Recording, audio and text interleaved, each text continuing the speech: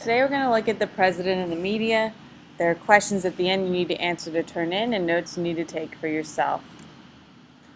The first thing we have to look at is setting the agenda. This is an informal power of the president. That means it's not really stated in the Constitution beyond the fact that the president needs to give a State of the Union address, which means he is supposed to say what he wants to occur over the course of the year to Congress.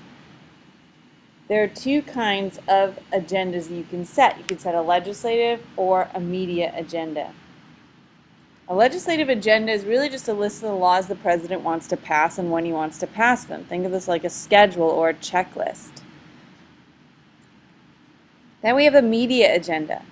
This is when the president tries to control what the media is talking about and what they say.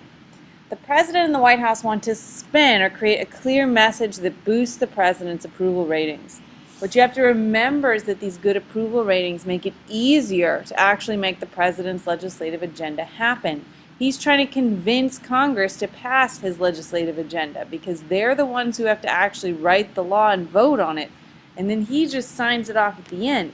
If he can't convince them by convincing the public to put pressure on Congress, then it's not going to work. So again, the idea is step by step. The president has an agenda. He may set it at the State of the Union. He then brings it to the media to try to get it popular, to boost his approval ratings and to boost the ratings of the ideas that he has. That then puts pressure on Congress to pass the ideas the president wants, and his hope is that they will then do so that he can sign them and make them laws. Now, the president gets the most attention from the media, which is what gives him this opportunity to use it. He's only one person, which makes it easy for the media to focus on him, versus Congress, who is 535 different people. Congressmen are competing for attention, while the White House can all work together exclusively to get the president attention, as we'll see in the video. Furthermore, the president sells.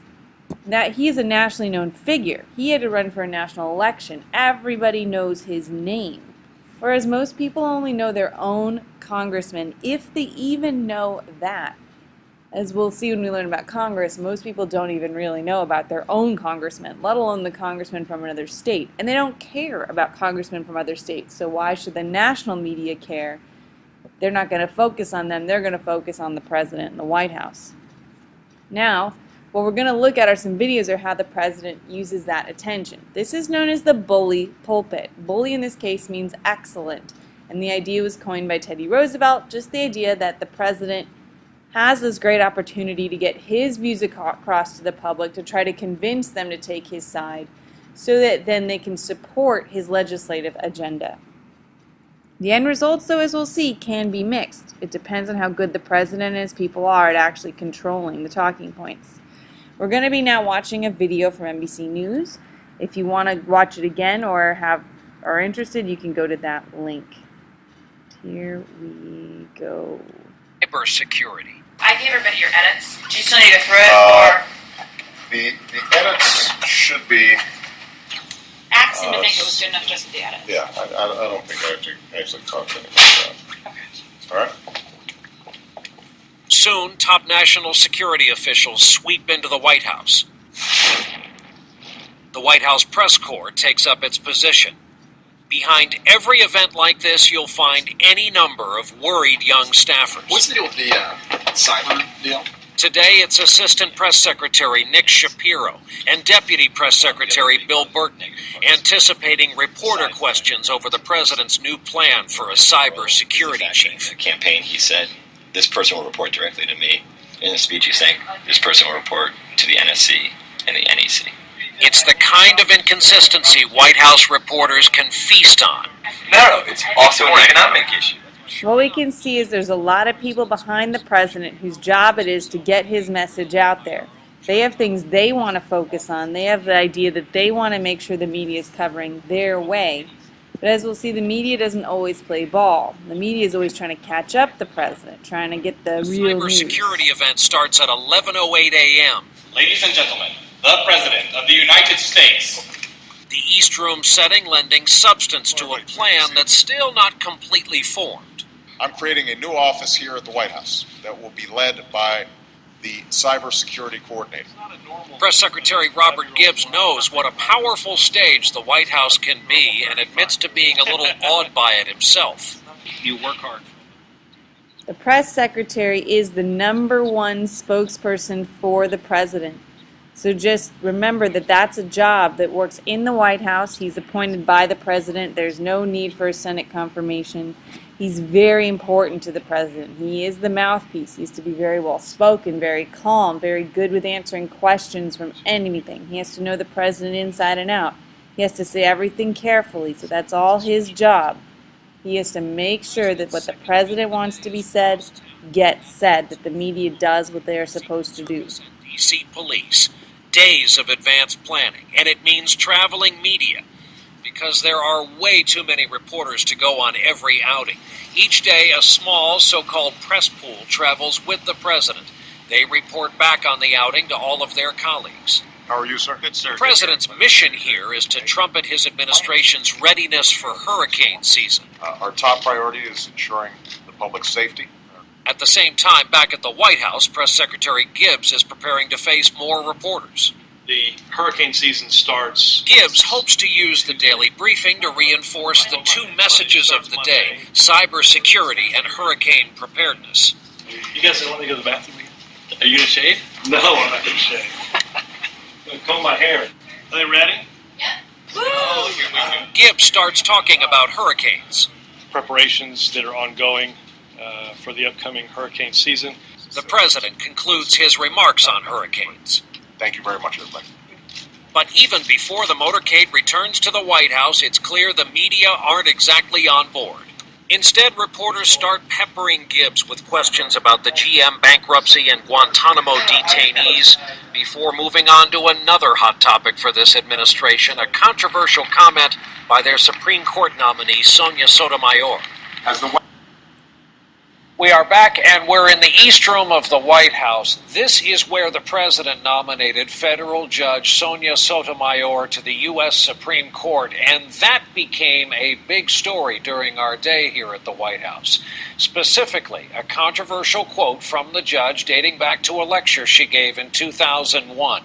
The critics pounced on it, and as we watched, the White House decided to use its biggest weapon to hit back: the president himself. I would hope that a wise Latina woman with the richness of her experience would more often than not reach a better conclusion than a white male who hasn't lived that life. Press office. Press office. White House press office. It's the kind of scenario a press office dreads. A presidential nominee makes a remark that gives the opposition ammunition. How you doing?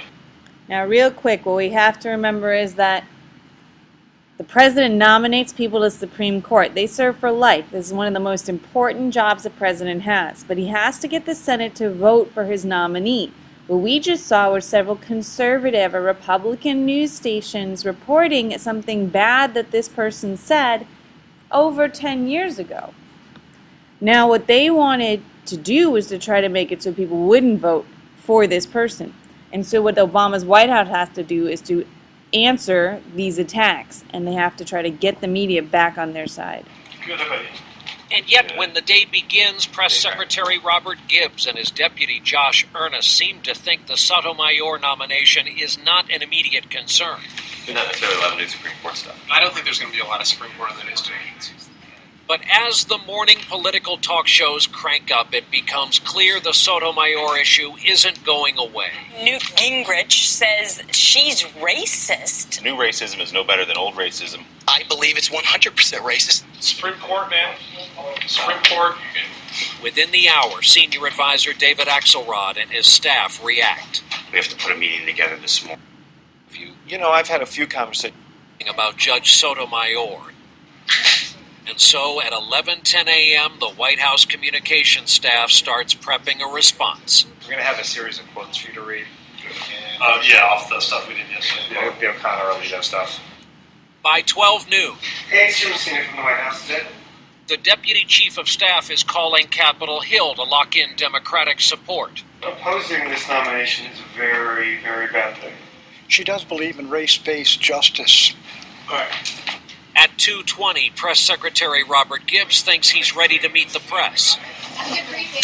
Thank you.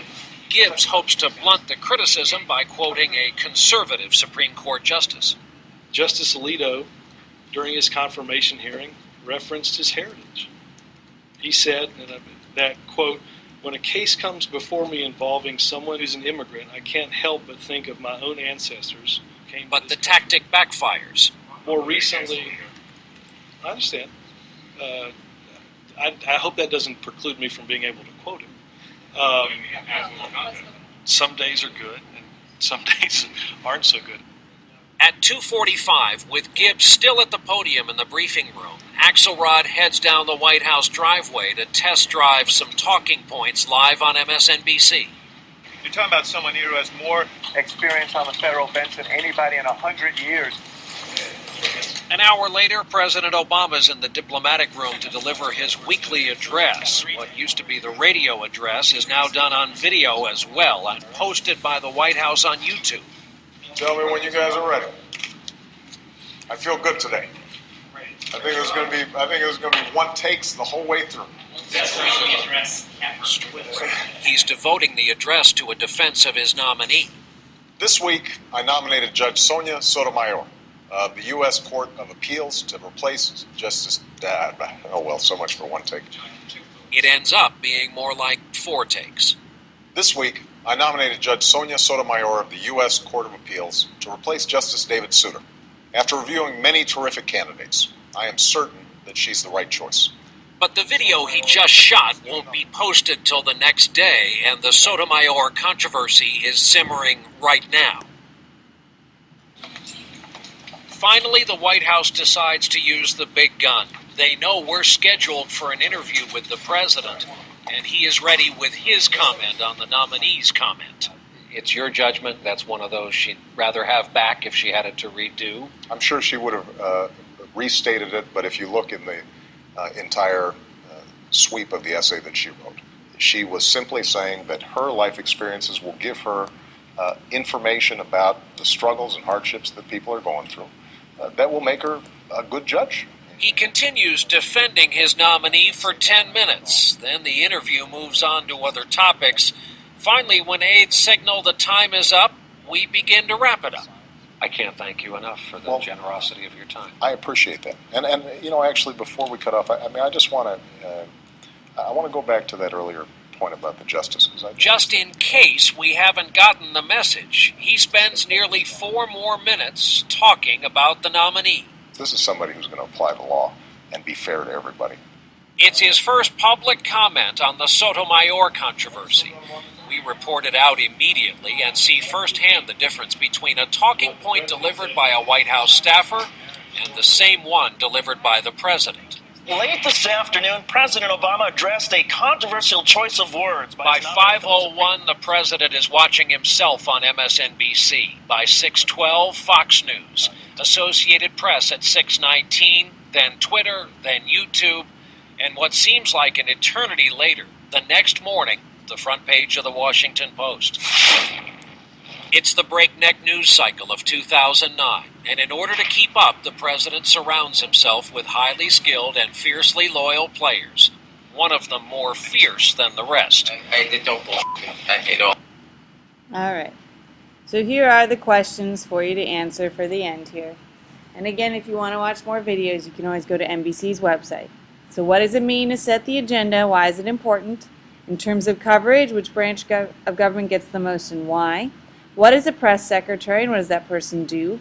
How does the president and the White House attempt to use media to set the agenda? Please give specific and detailed examples. I want at least 4 to 6 sentences on this one.